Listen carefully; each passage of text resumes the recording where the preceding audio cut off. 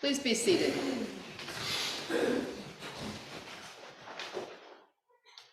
First, a warm welcome. We have some visitors from California. Our weather is very New York for you. What? And Jamaica. Oh, wow. Well, now you know what the weather's like in this part of the country. Were you here the last few days though when it was so nice? Yes. Okay, good. Well, and welcome to everyone on Zoom. So last week, we heard two incredible reflections by longtime members of the parish of the church about stewardship and what the parish means, what the church means to them, this part of the church, Good Shepherd, and why they pledge, why to give back to support the parish. And we continue in what we call stewardship season. And there's a cynical part of me that says, just stand up and say, please give money, amen. But it's so much more than that. It's not just about money. It's not just about giving. It's about the way of life. You may have noticed that I chose a gospel passage that wasn't assigned for today. And actually in 35 or 40 years, that's the first time I've done that, because I wanted us to hear Jesus' words saying, for where your treasure is, there your heart will be also. Often people think, and I used to do this, I think, we said, well, where your heart is, there your treasure will be. So what I say I love, that's where my treasure is. What I say I care about, that's where my treasure is. But Jesus turns that around. Where your treasure is, your heart will follow. And what is our treasure? Well, there are a number of things that comprise our treasure. We have our money, we have our home, we have possessions. There are a lot of tangible things that are our treasure. And then there are intangible things, like our stature in the community, our gifts, our abilities, our relationships, how we are in the world and how we are in community. And those things also, where our treasure is, there our heart will be. And as I was thinking about this, I was thinking it's not quite an irony, but one of the things that's interesting is we're asking people to commit to the church so the church can stay open and be a force in the world. And we're doing that because the church helps us, of all ages, to figure out what our values are and what our treasure is. I'm sure it was true in Jesus' day, but certainly in our own time, we are bombarded with all kinds of media, including social media, just the messages that we get. We're bombarded with messages that are different from Jesus' message. And if you were to try to sum up Jesus' message in a few words, what are some, there's no wrong answer, but what are some ways that you would sum up Jesus' message to us? Love. Love thy neighbor. Love thy neighbor. Patience. Again? Kindness. Forgiveness. Yeah. That's great. That's just off the top of your heads. And I also think about living in cooperation rather than competition, reaching out to everyone without regard to how they look, what they believe, how they dress. Yeah, those are what we call kingdom values or reign of God values. And when Jesus says, store up treasures in heaven, not on earth, Jesus isn't saying, just do the right thing here so you get to heaven and have treasures. He's talking about the idea of heaven as being a state of mind or a way of being that we can choose to be part of on earth. And then there's certainly the heaven and the afterlife, which we have ideas about, but we know that when we follow Jesus and live in the ways you all just described, we are creating heaven on earth. And we have choices about where and how we live. And again, one of the things that communities of faith, and in our case it's the Christian faith, offer us is guidance. And this begins when we're young, if we grow up in the church, and as adults, we come here and we get a different idea of how to live.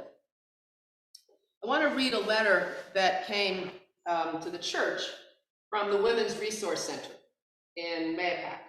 Dear Church of the Good Shepherd, on behalf of the Putnam Northern Westchester Women's Resource Center, thank you for your generous donation of $500. We are fortunate to have supporters like you who are dedicated to helping the victims and survivors that we serve. Today, more than ever, as the demand of our service grows, the Putnam Northern Westchester Women's Resource Center relies on the generosity of friends to support our mission and who would join us as we work toward bringing peace in the world, which begins with peace at home. So this is an example of one of the many local charities or foundations that we as the church support. And yes, we sent them money, and that's really important, but we sent more than that. We sent the message that we care about the people you serve, and we want to help you to serve these women and make a difference in their lives so they can heal and grow and recover from whatever their situation is. And we give without question and without judgment. And you have to know that the people who were there know that it comes from the church.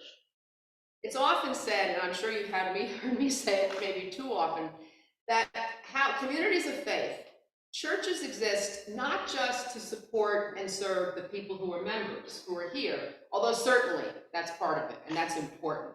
But we also exist for people beyond our walls, some of whom we'll never meet, like the women who receive the benefits, or the many people who came for lunch yesterday. Some are here on Sunday, some aren't, but we exist to serve them, and we exist to serve people into the future. And we don't know what that looks like. So where your treasure is, there your heart will be. So stewardship is much more than just how much money you give or decide to give to the church. Stewardship is about a way of life. And actually, many people might not use that word, but we all have stewardship values because we all make decisions about what we do. And I want to talk for a minute, not just about our physical, tangible goods, but also what do we do with our hearts and souls? Where do we put our focus and attention? One of the, and maybe I'm showing my age, as I often do these days, but I find, I get online to look at one thing, and then there are all these ads, and every time I read an article, they've got about 20 other things that I can click on to read, and you go down the rabbit hole. Next thing you know, it's an hour later, dinner's not made, and I never figured out the first thing I was looking for online. So there are so many things just to distract us. Not necessarily bad things, but things that take us away. And so we need to be able to focus.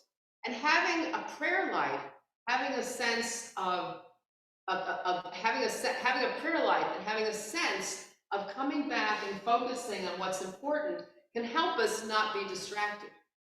Having a prayer life helps us to focus on what our values are. That if we think, whether you pray in the morning or in the shower, it doesn't matter.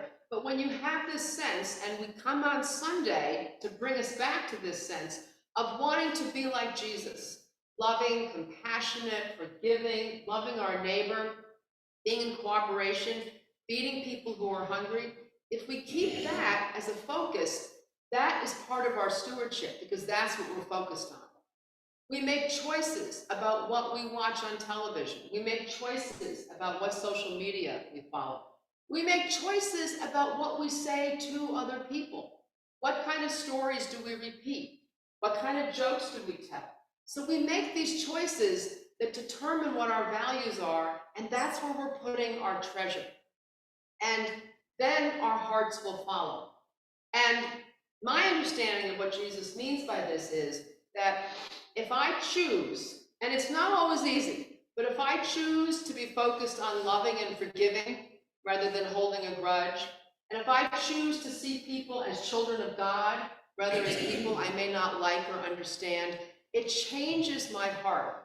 It's a form of prayer, and I become more loving. And you know how when you decide you're going to lose 10 pounds or get in shape or something, and at first it's really hard, but eventually it becomes second nature? Well, loving and forgiving and loving your neighbor becomes second nature. And that's the practice of stewardship. And so, while I certainly do invite and even urge all of you to think about what kind of financial commitment you can make to the church, that is very, very important. But my hope is it comes from a place, certainly not of guilt and not of feeling pressure, but it comes from a place of an awareness of what the church means to you, what it means to other people, and how important it is to have this place that helps us with our values. And it's true for adults, but it's also true for our young people. I joined by Zoom last week, and we had this incredible celebration in many ways, including that Jack McCune did the music. And one of the things that was so touching to me is knowing that he had been raised in the church. And this was a community, I don't want to embarrass you, but this is this is a community, right, that has supported you and embraced you, and he knows when anytime he comes back from Colorado or wherever his life takes him, this is home. And that's an important message. My mother, who had many children, who kept popping up again for months or years at a time, had a refrigerator magnet that said, home is where when you have to go, they have to take you in. And that is sort of true of the church. Not have to in the sense of don't really want to, but of course we take people in.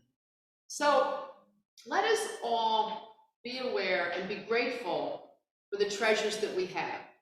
If we went around this room now, all of us have different treasures in terms of the money we have, the homes we lived in, our possessions, our education, our family, our relationships. But let us be thankful for all we have, and to think about how we can give back, and what it means to be grateful, and how we can live our lives focused on Jesus' life in a way that makes this a much better world. We all know that we live in a world now that is truly torn apart, and part of bringing that back together, I sometimes think it's like all of the people in the world are one huge fabric or tapestry, and there are tears in that tapestry. We want to repair those, and part of that is by being a community of faith and listening to the messages we hear, that we hear in the readings, that we hear in the music, and that we experience being together. This parish does so much.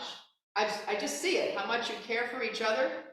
You may not always agree on everything, but people care for each other here and care for people in the community. And that's an incredible treasure. And so your hearts follow. So I'm going to end in just a second, and we'll take a few moments of silence. And I just invite you to reflect on all the treasures that you have in your life, and to say your own prayer that you may be inspired to use them wisely, so that where your treasure goes, your heart may follow.